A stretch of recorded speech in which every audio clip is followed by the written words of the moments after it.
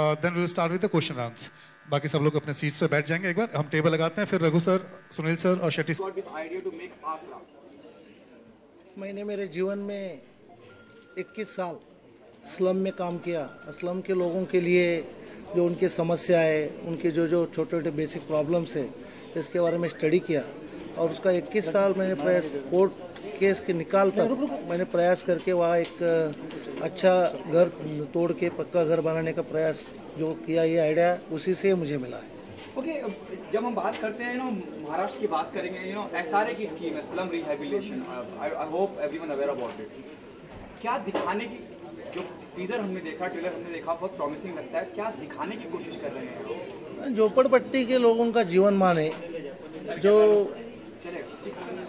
जैसे हालात में ज़िंदगी गुजारते हैं, उनके लिए कोई एक लीडर की ज़रूरत रहती है। उनकी समस्या समझने के लिए और उनकी समस्या का हल निकालने के लिए एक लीडर की ज़रूरत रहती है। यही वही झोपड़पट्टी में जो प्लॉट नंबर 4 मंगलौरपेट में, उसके बारे में ये समस्या हल करने का प्रयास मैंने किया। जाके एसआरए की स्कीम ये महाराष्ट्र में जो डिक्लेयर हुआ स्लम का, ये ज़्यादा करके लोगों को उसकी पूरी मालूमत नहीं है और उसकी कैसे बेनिफिट लेना चाहिए मालूम नहीं। ये फिल्म में पूरा इसका एसआरए के बारे में बताया गया है कि एसआरए के लिए जो आम आदमी एसआरए में जाता है उसको पूरी मालूमत नहीं मिलती, तो ये फिल्म देखने के बाद उसको पूरी मालूमत मिलेगी और ज़्यादा से ज़्यादा लोगों की डेवलपमेंट हो सकता है फिल्म के बाद। इसलिए एसआरए का ये महाराष्ट्र में, देश में पहला फिल्म बन रहा है। किन बारियों पर ध्यान दिया आपने? किन बारियों? पूरे जो अभी पंतप्रधान जी को, महाराष्ट्र गवर्नमेंट को जो स्वच्छता अभियान की जो पड़ी है, उन्होंने बड़े बड़े हज़ारों करोड़ों रुपए खर्चा करे स्वच्छता एनजीओस के बारे में जो खर्चा कर रहे, यही फिल्म में दिखाया गया है कि स्वच्छता अभियान, झोपड़पट्टी की जीवनमान, ट्रांजिट कैंप में रहने के बाद लोगों का बर्ताव और सुधारने की ज़रूरत आपने देखा है फिल्म में कि स्वच्छता अभियान में जैसा कचरा कूड़ा भरेला है, सब जीवनमान हालाकी से जो जीते उनको सुधारने का काम इस फिल्म ने किया है। ओके, सुनील आपसे जानना चाहूँगा, जो ट्रेलर देखता हूँ, जो हमने देखा, उसमें थोड़ा सा समझ में आता है, कहीं रजा मुराद साहब की याद आती है फिल्म नमक हराम से। किसी चावल में एक शराबी है और बातें भी सही कहता है लेकिन शराबी है। कितना इंस्पायर है आपका किरदार रजा मुराद साहब के किरदार से? फिल्म में जैसे सेठी साहब ने बताया, हर कैरेक्टर का अपना कलर है। झोपड़पट्टी में आप कभी भी जाएंगे तो आपको बहुत सारे वैरायटी के कैरेक्टर देखने मिलेंगे। उसमें एक कैरेक्टर तो आपको ज़रूर देखने मिलेगा, बेवड़ा। वो उस एरिया का खास बेवड़ा होता है जो उसको लोग जानते भी है, पहचानते भी है, उससे दूर भी रहते हैं, उसकी अपनी प्रॉब्लम भी समझते हैं। तो वो बेवड़ा कैरेक्टर करने का मुझे मौका मिला। तो मैं समझता हूँ कि आप लोग जब उस कैरेक्टर को देखेंगे और उसके साथ साथ जुड़े हुए सारे कैरेक्टर को देखेंगे तो आपको बहुत फन देखने मिलेगा, कॉमेडी के साथ साथ इमोशन भी देखने मिलेगा। ये ऐसा कैरेक्टर है, क्योंकि झोपड़पट्टी में हम जाते हैं तो हम देखते हैं कि हर आदमी फनी के साथ साथ कहीं ना कहीं उसका एक हमको दर्द भी दिखाई देता है। तो वो एग्जैक्टली दिखाने की कोशिश की डायरेक्टर साहब ने और हमारे प्रोड्यूसर साहब ने। उसमें मुझे काम करने में बड़ा खुद भी एक नयापन, मुझे अपने आज तक जितने मैंने कैरेक्टर किए, मुझे इस कैरेक्टर में बहुत सीखने मिला, बहुत नयापन मिला मुझे। ओके, रजा साहब के किरदार से कुछ रेफरेंसेस हैं? हो सकते हैं, आप लोग देख सकते हैं, क्योंकि इसमें एक शराबी है जो 24 घंटे पिया रहता है। उसको मैंने शायद हमने इस फिल्म में कहीं पे होश में नहीं दिखाया है। तो ये एक, अगर आप उस फिल्म से रेफरेंस ले सके तो शायद ले सकते हैं। कैरेक्टर वही है कि बहुत अपना दुख जो है लोगों को दिखाता है, लेकिन उसके कैरेक्टर की वजह से, उसके कैरिकेचर की वजह से लोगों को हंसी आ जाती है। ओके, रघुवीर यादव सर, आपसे जानना चाहूँगा, क्या रिएक्शन था जब आपको अप्रोच करा गया और क्या किरदार के बाद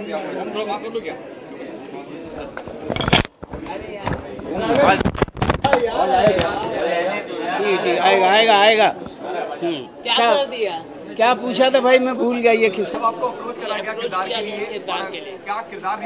एक्चुअली जिस तबके की ये कहानी है और उस तबके से थोड़ी बहुत वाकफियत थी मेरी, और जिस तरह का प्रयास शेट्टी साहब का था तो मुझे लगा कि इस तरह की फिल्म करनी चाहिए, क्योंकि ये फिल्म सिर्फ इंटरटेनमेंट के लिए नहीं है, इस फिल्म सिखाती भी है लोगों को जो उस तरह के झोपड़पट्टी में रह रहे हैं, जिनको जीने का सलीका नहीं आया है, जो किस तरह से अपनी ज़िंदगियां गुजार रहे हैं।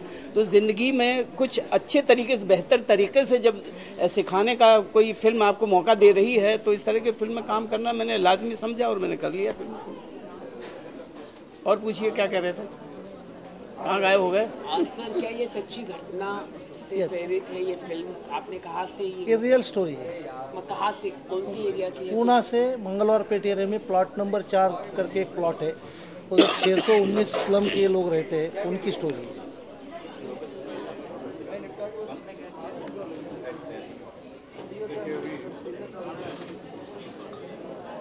जो रेंजर है इस फिल्म का, वो अलाउ ही नहीं करता कि हम रियलिस्टिक फॉर्म से कहीं बाहर जाएं। इस फिल्म को लिखते हुए, उसके सीन्स को लिखते हुए या कास्ट करते हुए हमने कोशिश की कि हमारे सारे किरदार, हमारे सारे अभिनेता किरदार की एकदम पास हो। और यही प्रोसेस जब हम शूट कर रहे तब भी हमने इसको यूज़ किया। हमने इस फिल्म को एंटायरली रियल लोकेशन पे शूट किया और उन लोगों के बीच शूट किया है जिनकी ये कहानी, उनके रोज के जो उनकी दिनचर्या, उनका रूटीन है, उनकी लिविंग, उसको रोका नहीं है। अगर आप इस फिल्म को देखेंगे तो उसमें आपको भैंस दिखेगी, आपको बकरी दिखेंगे, मुर्गियाँ दिखेंगी। वो हमने क्रिएट नहीं किए, हमने उनके बीच जाके शूट किया है। हमने उनको अपनी आदत डाली, हम बहुत पहले से लोकेशंस पे जाते रहे, उनको पता चला कि हम यहाँ शूट करने वाले हैं। फिर सुनील भाई आए, अशोक जी आए, अतुल जी आए, रघु सर आए, लोगों को थोड़े दिन तक अचंभा लगा, और हम फिर भी उसी भीड़ के बीच में शूट कर रहे थे, उन्हीं लोगों के बीच शूट कर रहे थे। वो जूनियर्स नहीं हैं, वो वहाँ के रियल किरदार हैं। और यही इस फिल्म की खूबी है कि आपको रियल लोग, कोई आर्टवर्क नहीं, रियल लोकेशन। क्योंकि आपने अगर टीजर में देखा होगा तो हमारे लोकेशन में एक पटरी है बहुत लंबी सी, वो आर्ट से नहीं बनती, वो वहाँ है, एग्जिस्ट करती है।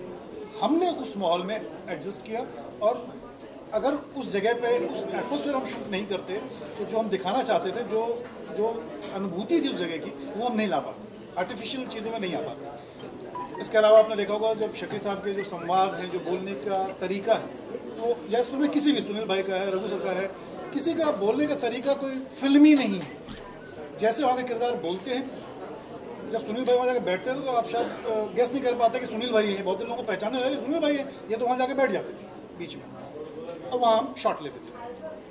रघु सर जब आते थे, उनकी जो ड्रेसिंग थी, जो लुक था, वो आधे टाइम बिना मेकअप के जिस तरह से हम वह शूट कर रहे थे। तो हमने इसको बहुत कोशिश की है कि जो अगर जैसी ये सच्ची कहानी है तो उसको उतारने में, उसको सैटेलाइट पे लाने में भी हम सच्चाई के और पास जाए।